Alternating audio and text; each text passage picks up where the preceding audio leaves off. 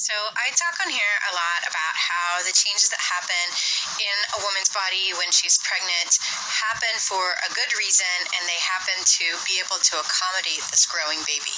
But after the baby's born, there isn't anything that takes her body back again.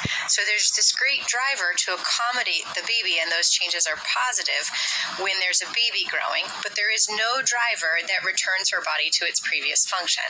And so I want you to take this analogy and apply it to our concept about stress today. So stress is a good and positive thing to happen in our lives. We want to be able to respond to stress.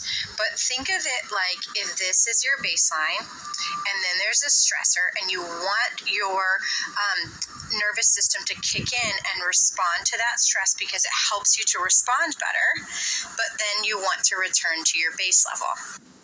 That's what we want to happen. But instead, what often happens is we're here at our baseline, or maybe we haven't been at our baseline for years, okay? Some stressor happens and we respond to it.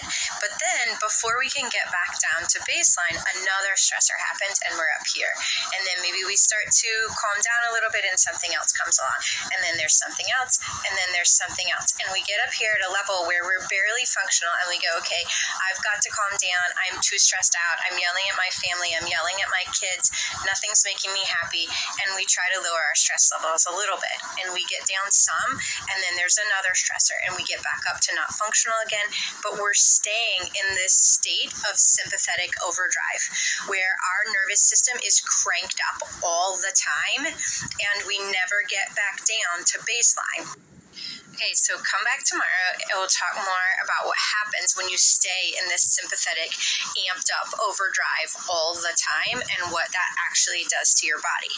But because I know that there are lots of people who feel like, but so many of these stressors are outside of my control. I can't stop these things. They're going to happen anyway. And if that is you, please read this book. It is a game changer about how you view the stress in your life and how you respond to it and how much of it is actually in your control.